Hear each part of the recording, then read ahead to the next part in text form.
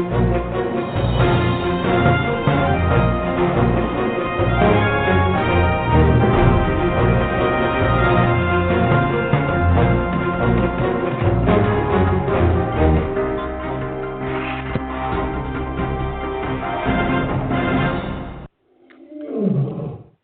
to another edition of Carnivore Bites. I'm your host, Jeff Sherman, along with Dr. Eric Lopkin. And this is the obvious lead-in or lead-off is the Texas, another mass shooting. I think this could be, correct me if I'm wrong, the most fatalities in a school shooting environment. Am I not correct? I believe so. I think it is. I haven't seen the latest figures, and unfortunately, they keep rising. So it does look like this is going to be the largest number of casualties in a school shooting. And it seems to be after Columbine. This used to be, I'm old enough to remember the old slogan, whatever. Oh, they're going postal because it used to be in post office, or I think it was a fast food shooting. I forgot the name of the chain. Now it seems to be happening in greater regularity, which is really friggin' scary. It's if you're a nutcase and you want to go out in a blaze of glory, you do a school shooting. Am I not correct? It is happening more often. It's absolutely horrific. And I know you remember we were on terrestrial radio the day that the Sandy Hook shooting took place. And there are a lot of similarities to this. And people are going, oh, well, it's an elementary school. It's just like Sandy Hook. But there's more to it. And people aren't digging enough deep. They tend to go to their knee-jerk reaction. But I think we really need to take a good look at what is going on in the American family and in the school system. Because first of all, Sandy Hook started, the shooter shot his mother and then went to the school to shoot up the school. Here, the shooter shot his grandmother and then went to the school to shoot up the school. So the two questions that pop into my mind, and unfortunately, I don't have an answer for either one of these questions. One, isn't this really about their domestic situations? Because obviously there was something going on in the family that triggered this. Oh, let me interject something about that because I think you're 100% correct. And no one knows anything about this particular situation except of what you just outlined. But at Sandy Hook, it was almost like, what were these parents doing? I think they bought the idiot a gun. He was clearly mentally ill. No. Sandy Hook, they did not buy the kid a gun. The gun was the property of the parent. It was the mother's gun. And the kid took the gun out of the gun safe. Ironically, the mother in the Sandy Hook situation had told people she was afraid of her son. And that was actually one of the reasons she bought the gun. But she did nothing about it. She got him no help. Well, there you go. Isn't that negligence? Yes. I would stupidity think so. And negligence. And by the way, why don't you lock up your gun a little better? So I do think it is a situation where maybe more troubled youth are slipping through the system. I believe that is an absolute factor. And I also believe, I'm sorry, but, why can't our governmental officials, everything's so partisan. On one side, you have the Democrats who want to abolish the Second Amendment, and then you have the gun lobby, which they don't want to hear about anything. I don't own a gun. I'm a believer in the Second Amendment for various reasons. But why can't we have meaningful and logical legislation? A nutcase should not, someone with a record, from hospitalizations or certain criminal records shouldn't be allowed to have a gun. I'm sorry. No, there should be a way to do this. The problem is that federal authorities, and I heard this yesterday during the discussion about what had gone on, federal authorities that investigate can be held liable if they get it wrong, so they don't want to do that. Families tend not to want to air their dirty laundry, so they don't want to bring in somebody that says, yes, there's a problem here. But as I said before you, I had two questions. Again, that I don't have answers for. The first one was about the domestic situations, but the second one is these are happening at schools for a reason. And I think we need to find out what that reason is. Is it simply that it's a soft target and they know they can get away with it? Or is it the fact that the school system is actually traumatizing these students and nobody wants to call them out because, oh, they're victims. No, It's I mental disagree with that. health. I think it's about if you shoot up a school because it's going to make some loser world famous and it's the way to go out. I don't think they're going back and because they were traumatized or they didn't have a lesson plan. I think these people are Well, very no, twisted and it's the it's way to not go about out. it's not 20 about years ago, 30 years ago, it was shooting up a post office. Now it's shooting up. It's the psycho de jour. well, no, see again, I have Hmm. to call you out on this one because we know for a fact from Sandy Hook, the Sandy Hook shooter went to that school because his mother worked there. His mother was considered favorable by this school, and he wanted to take it out on the school for not taking his side in this and for perpetuating Okay, what but if, he if that's thought if was that's his the Monday. bar, then there is no, people who've got fired from work. I mean, school's a natural target because people spend their whole youth in that situation. They could blame a school for a shitty childhood. So I don't, I, you And know, but go ahead. that's another aspect of it. If we know the school is that easy a target, shouldn't we be increasing security in every school? The town in Texas that this happened in, they had four armed security officers that patrolled all of the schools. Not one per school. It was four, and they went from school to school. Shouldn't we have armed security officers at our schools? We know their targets. Shouldn't we Well, be doing more to protect them? given the obviously recent events over the last 20 years now, I obviously that's something that definitely should be looked at, and also what should be looked at, I more than believe, is the whole scenario of why can't we get together with logical gun legislation? But as we were speaking, Well, talk about the. that actually goes even beyond Mhm. gun legislation. We've reached a point where Biden has announced he's not speaking to the Republicans, and the Republicans responded, "You haven't worked with us yet. Why would this be any Yeah, different?" and he read it from a And teleprompter. Trust me, yes, like he and came up with an this original is thought. this has been going on for years and years, and it's the fault of both parties. But I grew up in New York City, and I remember Senator Pat Moynihan and Senator Al D'Amato. Al D'Amato was a Republican, Pat Moynihan was a Democrat, and these guys worked together. And we need more of that. We need to bring that back. Well, you'll like this one, or maybe you won't. Beto O'Rourke, easy for me to say, a real lightweight, just someone who's delusional about his ability, of getting made a political circus out of Governor Abbott's press conference. He basically crashed it. What? How despicable! No, I mean, I have to say this. The kids died. Okay, this whole community is in mourning, and shithead has to make a political stunt out of it. That's reprehensible.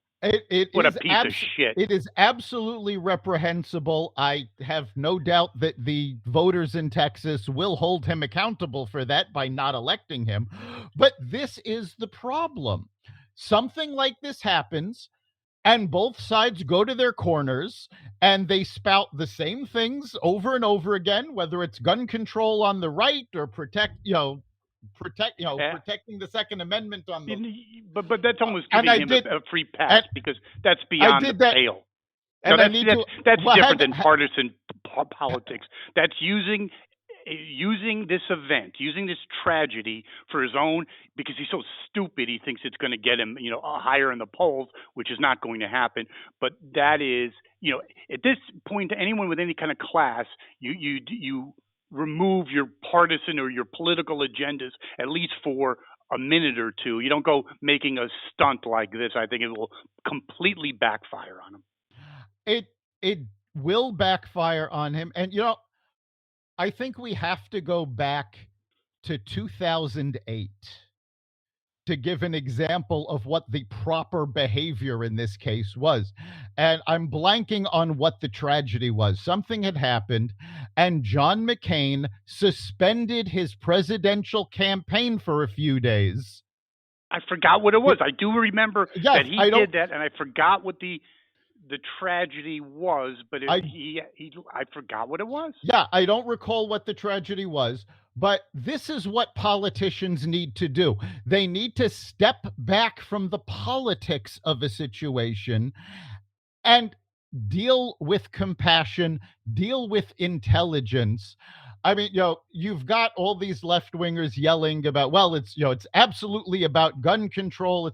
Well, no, it's not, because Chicago has the strongest gun control laws in the country, and this is not a safe city to be in. So we need to actually look at the problem at all angles, I and agree with nobody wants to do that. no, because it's just like abortion. It's one of these areas of contention that the both parties are rewarded for intransigy on the issue. But I still, before we exit or leave and go on to the next topic, I do have to reiterate: Beto O'Rourke is a scumbag.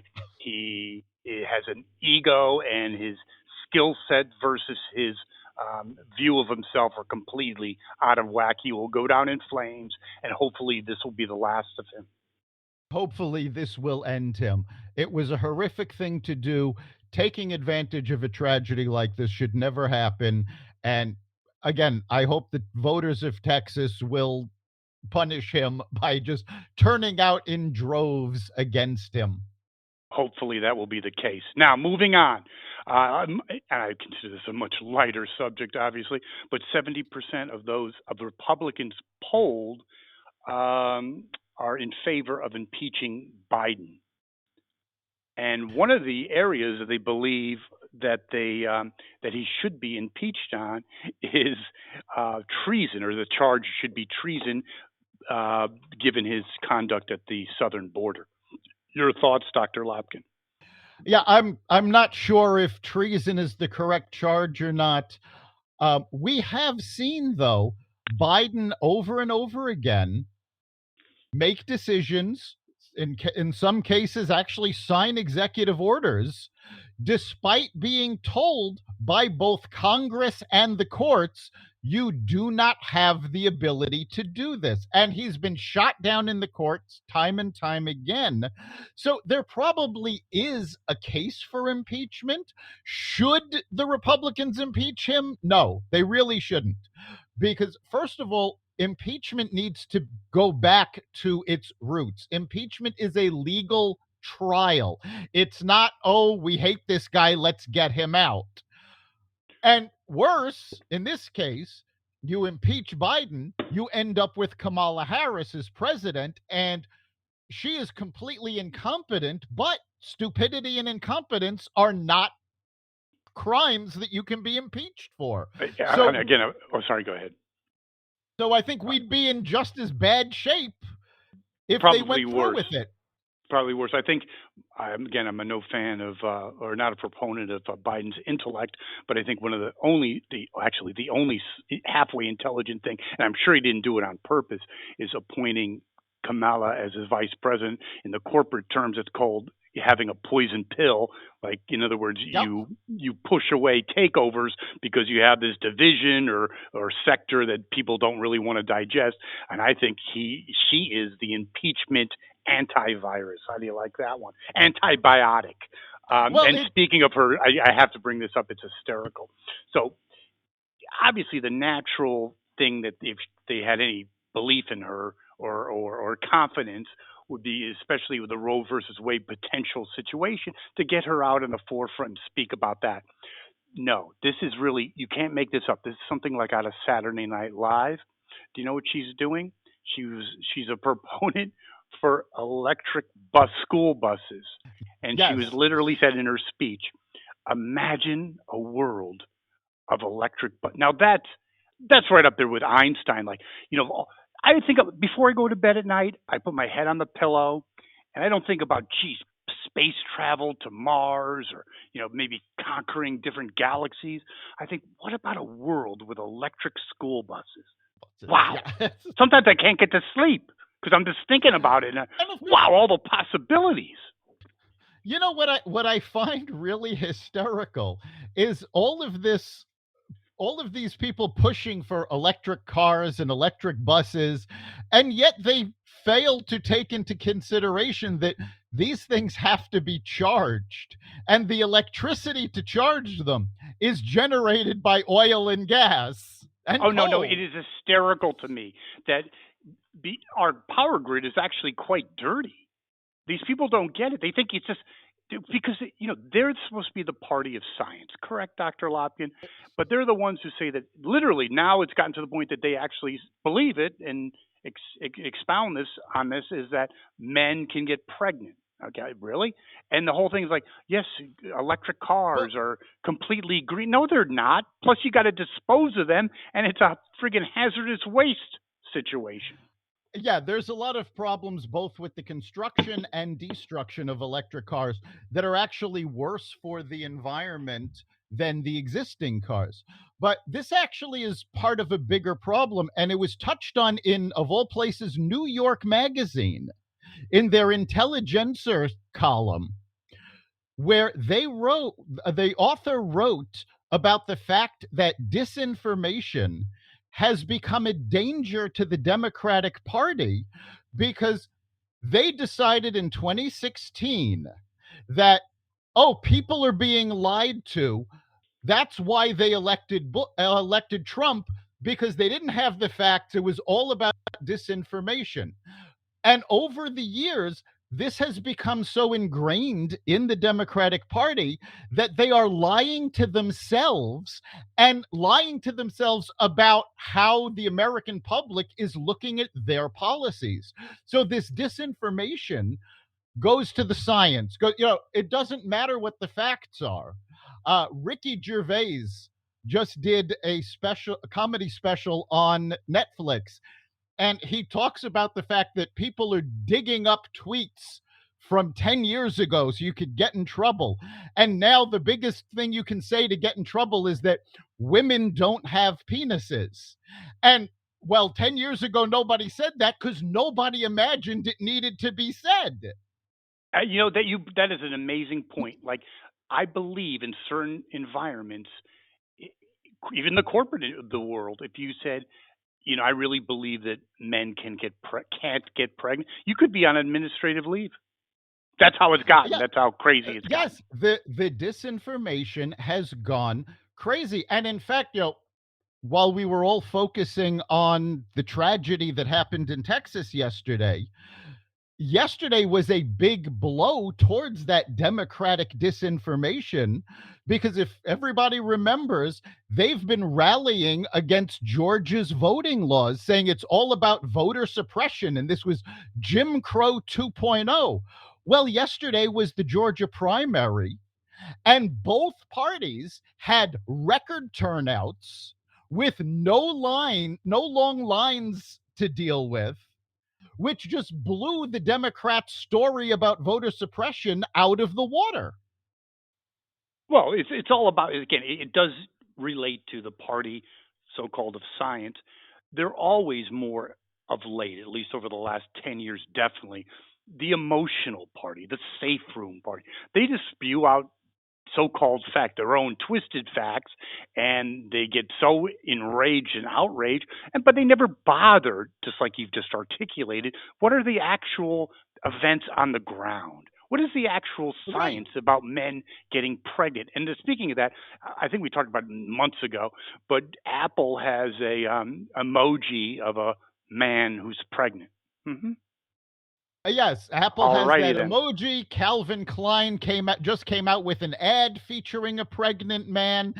Yeah, men can't get pregnant. That I mean, short of massive scientific experimentation. on them, men don't get pregnant. It doesn't happen. Well, I definitely think it would be a good comedy routine, one of those like hidden candid cameras. Have someone call, call into work and say, "Listen, I can't really make it. I need to take some time off because I'm getting a little morning sickness because I'm pregnant." See what their reactions would be. I bet in Yes. another 3 years, if this continues, they'd probably say, "Yes, Mr. Sherman, yes, take the day off," because they'd be scared about being sued. And that's what it's really all about. It's about fear of being canceled, fear of being sued, and we need to get back to some semblance of reality and stop kowtowing to these small minorities. I mean, the folks in what's called the transgender community, if you speak to actual transgender individuals, this transgender community doesn't speak for them. This is just a small group that has said, what we say goes, and we're going to cancel you. And they don't speak for the transgender people any more than Al Sharpton speaks for all African And Americans. that was one of the greatest things you said. It's 100%, and that's why blacks are leaving the Democratic Party for that very reason. I've heard transgenders and gays say, "You don't have to speak for me," or Hispanics. The Democrats free, open immigrant. No, they don't want that. I think they're so out of touch. The Nancy Pelosi's with their platinum American Express, they don't even know what real people think or believe. No one believes in that. No That, sane person believes men can get pregnant. But then they have testimony in front of well, Congress, and they ask them these. No, I mean a unfortunately, fringe dude. What say? yeah, Sorry. unfortunately, I've spoken to otherwise relatively intelligent people that have come to believe, oh, this must be true.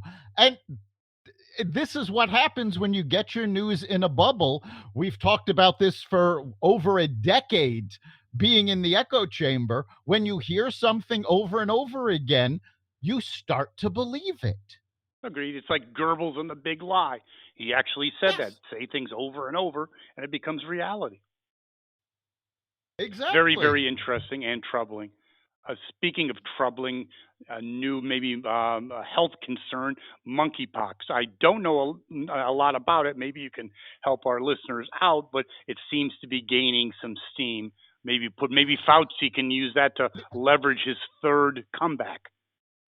Well, that's really what this is about. The media is using monkeypox. The politicians are using monkeypox to scare people into doing what they want and to watching over and over again. Monkeypox have been around for decades. Monkeypox is actually a very similar virus to smallpox. There was an outbreak of it in the early 2000s. There have been outbreaks of it before. We actually have treatments for it. We have vaccines for it. And unlike COVID, this is not something you can walk past somebody and actually catch. Basically, you have to have intense personal contact. And in fact, most of the existing cases that they're talking about were actually spread via sex. Mm-hmm. So Yes, this I heard this too. is Yes. not some yeah, this is not something that people need to be freaking out about. It looks disgusting. I mean, you get these welts on you, so that helps the fear factor. But this is something that we've known about. We have treatments for. We have vaccines for. Yeah, but you were Basically, what talking about happens the is mainstream media and the Democratic apparatchik. No good opportunity would go unused, correct, Dr. Lopkin? yes, it goes Regardless back of to the what we fact. were just yeah, it goes back to what we were just talking about disinformation. Interest. Well, speaking of disinformation, we have Biden's trip to his Asia trip. And he was again a gaffe machine. We'll talk about that in a second. But he was also he didn't even wasn't exactly a great look for the commander in chief, having to be led around like Weekend at Bernie's. She did not look like a strong leader in any way, shape, or form. We talk about Trump, and we pointed out all his abnormalities and personal shortcomings, which there are many of them. But at least when he was on the world stage, he was always at the center. People were flocking around him. Clinton was the same way. This guy looks feeble. He just looks tired and he looks like he's not up for the job. Your comments? Yeah, I think that pretty much says it all. He's not up to the job, and we have never had a president, Republican or Democrat, that was this feeble this early in his presidency. There was a lot of talk about Reagan going back to the 80s, but that was at the end of his second term. This is something that we elected him, and he didn't even look like he could handle the job day one. And as time goes on, he gets more and more feeble. And they keep talking about the fact, well, yes, he's going to run for reelection, and then they'll go as long as he's healthy. And they have to put that caveat in because the world knows he isn't healthy. Well, the world knows he's not going to run. You already have the sharks circling him. Elizabeth Warren a couple weeks ago was on every talk show imaginable. Of course she's going to run. I mean, he's going to be primary, just like Carter was primaried against with Kennedy in with 1980. He's definitely going to be. I don't think he's even going to make it. And his comments. Actually a danger to humanity. I'm not just saying that to make a grandiose point. I really believe that, talking about, our No, no, commitment to Taiwan. And I the mean, White House administration has done a good job walking back his comments. But if you take his comments together as a whole, he has basically said we're going to get into war with Russia. mhm, He encouraged Putin, said, well, a minor incursion is fine. of course. Now he's saying that we will militarily defend Taiwan. So he was so anxious to get out of Afghanistan, but he's going to get us into war with both Russia and China. Well, he could stumble. The only, I think, redeeming quality that at least I've thought of, or preventative factor, is I think both Russia and China know he's not in charge, so that he's not taken as seriously as a Trump or an actual leader that was mentally intact. But it's still dangerous. And I did hear a little caveat that Blinken was, in some room with press or whatever, and he just like turned in his chair when he heard that in the media. And essentially, this is really scary. As he was saying that, the press in real time were getting texts from the White House walking it back Yep, in real time without even in real time. consulting him. Dana Perino has talked about this. Now she is a commentator on Fox, but she was the press secretary for George W. Bush. And she said it is absolutely amazing to her that the White House immediately goes into damage control mode and says, no, no, no, that's not what he meant. Where every press secretary previous to this would wait until the president stopped speaking, go to them and go, all right, is this what you meant to say? We need to rephrase it maybe, but let's put some spin on this. But they would always check with the president, is that what you meant to say? Now they just go, while before he even stops speaking, no, no, no, that's not what he meant to say, that's not our policy. Yeah, but you'd have to be very naive. Now you're certainly in the communications business. Um, if they don't have, and the strategic business, you'd be very naive not to think that they have a whole team of people, the real time gaff managers that follow his every move, and even plant Easter bunnies to prevent him from screwing up. They do. I mean, we've seen this happen.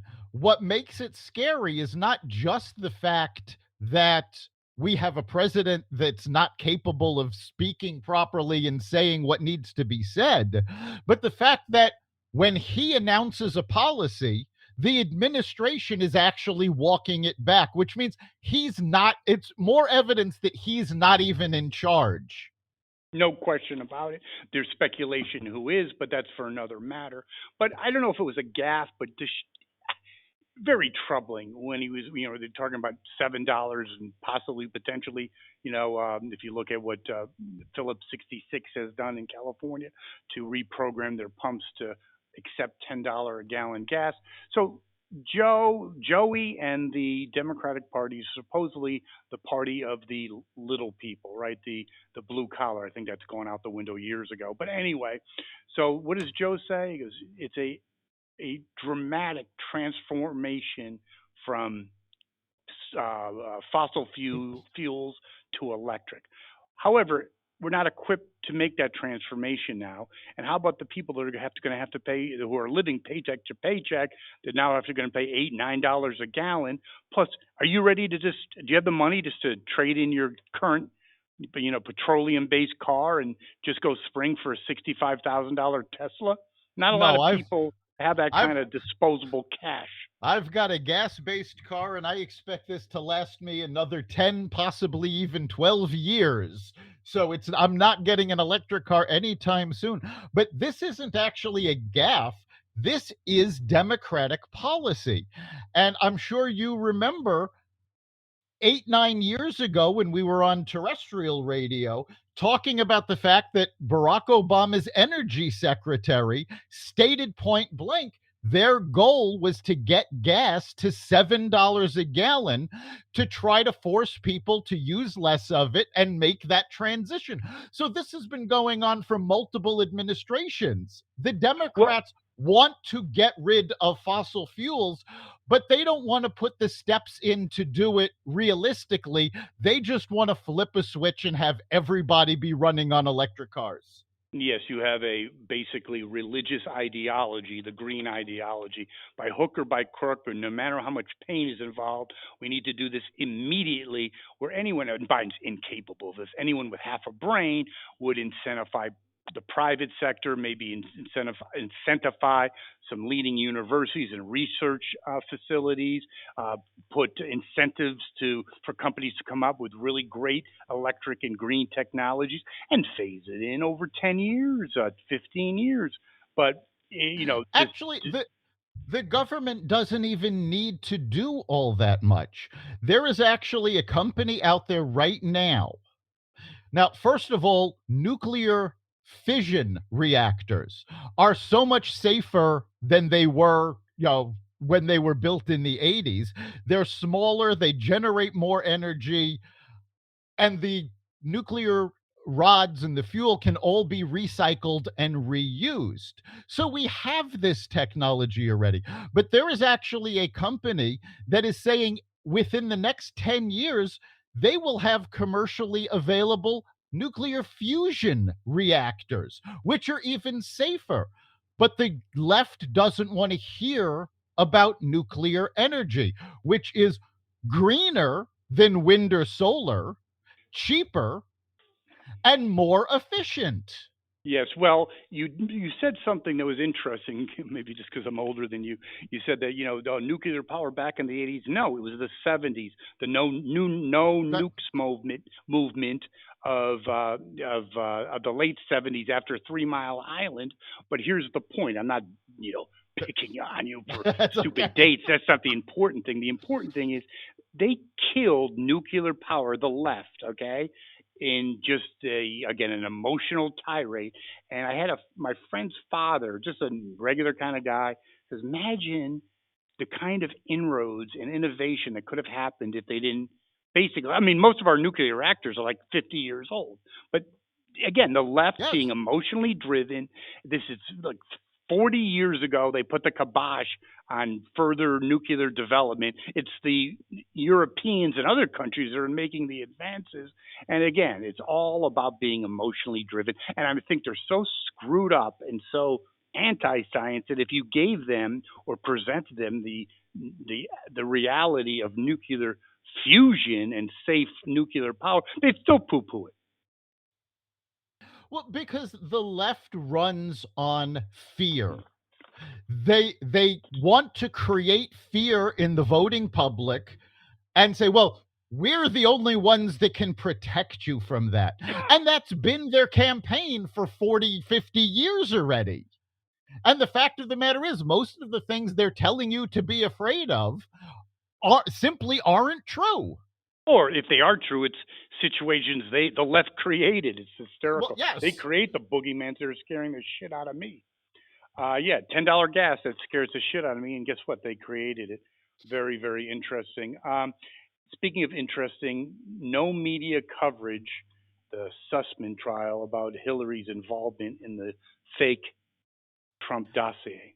Yeah, this is absolutely amazing. Last Friday, Hillary Clinton's campaign manager very casually on the stand admitted that Hillary greenlit spreading this information to media despite having no knowledge of it if it was actually true. Um, and this was a big bombshell. This is actually one of the things that John Durham was looking for from this trial. I don't think Durham actually cares if Sussman is found guilty or not. He wanted more information from this trial so he could dig deeper. Well, last Friday he got it, and ABC, NBC, CBS, and MSNBC combined have given the Sussman trial a grand total of 0 minutes of coverage. But he really CNN, looked. uh, But when you CNN really looked at, go amazingly ahead. gave it 11 minutes. Who did? CNN. Oh well, I think they had. Well, that's an interesting point that you bring that up, Doctor Lopkin. I think CNN powers the people that are still there or there before things really hit the fan are scared shitless, and they better be moving at least a little bit to the center because they know there's changes a coming. Yeah, there have been a lot of layoffs at CNN. Uh, the new company has stated point blank that they want to completely redo, and they want CNN is actually very important to the new owners. They've stated they want this to be a cornerstone of this new company, but to do it they've got to fix all of these problems, and they've started laying people off, the getting rid of CNN plus, creating new programming from CNN for HBO Max, but it's all hitting the fan, and they've realized we have to be a news network again. Yeah, so you mean that I might go into a safe room or a comfort room? You're telling me that Don Lemon might be fired? Oh my God, what do I do? According to, well, there are rumors, I haven't been able to confirm them, that both he and Brian Stelter are on the chopping block. Brian, I think he's what you call proverbial toast. Yeah, he's finished. And I don't know if he's really. He might resurface at MSNBC. I don't think he can really resurface at any kind of real news organization. Very interesting. And I also want to one more point before we move on to that the Sussman case is that I truly believe what Hillary did was the most audacious and most devastating political dirty trick ever. I think it makes Watergate look like a picnic. It does. But I mean, even more importantly than just that, and that's the big problem, is that people go, well, it's political dirty tricks. Every campaign does things like this. As soon as Sussman reported it to the FBI, and Durham has said he has evidence that Sussman billed the Clinton campaign for these meetings. So the Clinton campaign would be on the hook for reporting this story to the FBI. There is a crime in this country called filing a false police report. 100%. It is a criminal offense. So this is more than political dirty tricks. This is them committing a crime. And in fact, creating the collusion that they then accused Trump of. No question about that. But it also forever, well, nothing's forever, did serious harm to the reputation of the FBI and the CIA. I think of them as both Not to political mention to hack Donald organizations. Trump. And he ruined a whole administration. He was Yes. all, I mean, he had his own self created problems and foibles, but in the end, he accomplished some things and many good things uh, with 1,000 mile headwinds. And that is really self destructive. Forget about Trump if you like Trump. It was self destructive for this country and also has ramifications for our relation. I know Putin invaded the Ukraine, but it's still soured. It started the new Cold War, and Putin finished it. Well, Putin finished it, but I think Biden has done a lot to bring us into two Cold Wars, one with Russia, one with China. He's So, the gift that keeps on giving. Yes. yes. No question about it. And speaking of the gift that keeps on giving in terms of incompetency, we have a continued problem with the baby formula. His airlift from Sweden, I believe, and possibly other places, is just a pinprick in terms of filling the dike or filling the supply chain.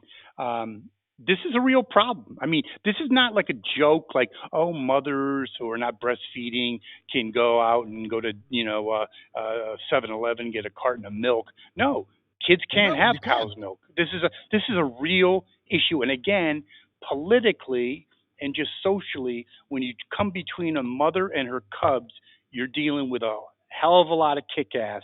It started with the whole political correctness in the educational system, and that was definitely evident in the recent gubernatorial elections in Virginia. And now you have a shortage and a severe shortage of critical baby formula. Again, when we stumbling into the midterms, Lopkin, it's not looking good. No, it isn't. And this baby formula problem was exacerbated by the Biden administration, but the roots of this actually go way further back because what has happened is, and for those of you who don't know how this started, there were some cases of salmonella, and Abbott recalled their formula and shut down the factory that it was suspected the salmonella came from. This is what corporations are supposed to do. Now, where the Biden administration made this worse is this all happened this happened actually late last year in October. By February, the FDA had already investigated the factory and found that the salmonella didn't originate there. However, and this was an investigation that went on in February and March. However, the FDA still has not given Abbott the green light to reopen the factory. And all that I need to ask you a question. At one point, Biden failed to appoint a head of the FDA. Do they have one yet? honestly, I'm not sure. I mean, I know I they don't have an think they do. acting one, but I'm not sure if they actually have somebody permanently in place. But God. so the FDA's incompetence is what caused the bulk of this problem. But the roots actually go back decades because what happened was there are only 4 companies that make baby formula here in America. The FDA has refused up until these airlifts to allow foreign companies to manufacture baby formula for sale in the It's US. called K Street. And Abbott has the this one factory that they closed down manufactures the bulk of formula available in this country. Now, the reason that this one factory manufactures so much, it's not that this formula was the greatest formula and people, decided, well, this is what we want to feed our children. It's because WIC, the food stamp program, decided that that was the only baby formula that they were going to allow people on food stamps to buy. Yeah, So but when instead I of interjected about K Street, it's also about lobbying, and these companies lobbied against for that to happen. So again, politicians putting their own self interest ahead of ours and the country's. exactly, instead of just saying, well, use your food stamps for whatever baby formula you want, they put this restriction on. And that created the situation where when something went wrong with the factory, it created the shortage. That shortage was then exacerbated by the FDA failing to move in what would be normal time. And There was a bill that was shot down in the House and Senate where they wanted to give the FDA $28 million dollars to deal with this. And it was shot down. And of course, people on the left go, well, how dare they shoot this down? The reason this bill was shot down was one, the FDA had just been given 100 million that they haven't spent yet. So they didn't need the extra money. And two, the problem is not one you throw money at. All they have to do is sign a paper that says, yes, this factory can reopen. Yes, we can allow foreign formula to come in. It's just a matter of signing a couple of orders. It's got nothing to do with money. Well, we have. I get it. It really goes back to even both parties. You know, you look at America, 1960 or 1950 to where it is now. As Casey Stengel said, it's a team effort. If you wanted to destroy a country, you couldn't have done it as efficiently as our esteemed political leaders. But again, talking about the midterms, again, Biden has enough trouble, but there's growing evidence, and looking at recent home sales have cratered in April, that it was outliner that there was going to be a recession to impact the midterms. Now, most experts, and it's reflected also in the stock market, because the Fed's going to have to also increase rates, that a recession is not just a possibility, but a probability. Yes, it has become more probable that we are going into, if not already in, a recession. Home prices are still skyrocketing, but home sales are plummeting. The market has dropped almost to bear territory. It dipped into bear territory and then came back out again. The volatility is close to a bear market, though. And now, for months and months, we've heard, oh, the job market is strong. Look at all the jobs we're creating. Now, larger companies are starting to look at layoffs No because doubt. they simply can't afford to keep everybody on as prices go up. Yes, in fact, I've had in my circle of people that I know two people that have gotten laid off in the corporate sector, and they work for a company that or companies that are actually comparatively doing well. Um, Last item on the agenda. And then, by the way, you do agree with me that if there is in fact a recession, and I think it's a moot point. I think 70% or 65% of I think it's 70% of Americans believe we're in a recession right now. So if we are factually or not, it's the impression that we are, and it's things, even if we're not in recessionary mode, are going to continue to deteriorate economically, especially with $8-9 gas gallon gas. I think it's further fuel on Biden's Oh, absolutely. I fire. mean, Democratic strategists have already said that it's going to be a bloodbath for Democrats in November. If we actually do hit recession, that's the end of any hopes they have. Agreed. Final thought: George W. Bush, the assassination attempt. Yeah, this was absolutely amazing. The FBI arrested an ISIS affiliated terrorist who came in illegally over the southern border with the plot to assassinate former President George W. Bush. And I don't know which I find more amazing. One, the fact that he got into the country so easily and nobody's making a big deal about, well, this is why we need to consider border security. But the fact that nobody even cares about assassinating Joe Biden, they're going after George W. I never thought that's awesome. Yeah, you know when you're like, why even wait? Because people wouldn't even. Who cares? Yeah, it's like, I don't understand why they would want to assassinate George W. Bush. I don't see what they would gain. But the fact that there are terrorists out there getting into the country, and it took the FBI weeks to arrest him after they knew he was in the country. So, I mean, Totally this is amazing. abject incompetence. But yeah, they want to assassinate George W. Bush because they think that's going to affect America more than actually assassinating Joe Biden. Yes, I agree, and also I think it last point about it is that if this plot did go through, it would have been again a legal alien, a legal border crossing. It would have been another. That would have been a stake in the heart of the Biden administration.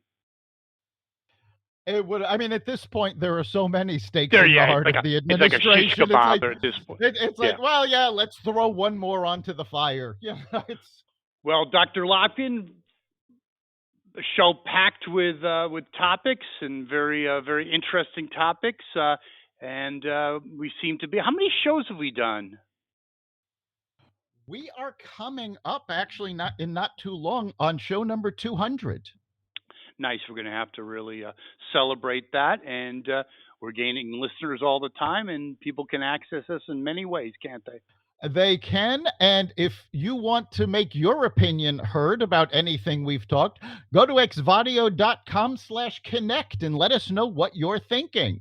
And of course, you can catch every episode of Carnivore Radio at xvadio.com/podcasts, the Carnivore Radio website, Apple Podcasts, Google Podcasts, Spotify, iHeartRadio, Stitcher, Amazon Music, Audible, and wherever you find podcasts. Thank you, Dr. Lopkin, and thank our listeners.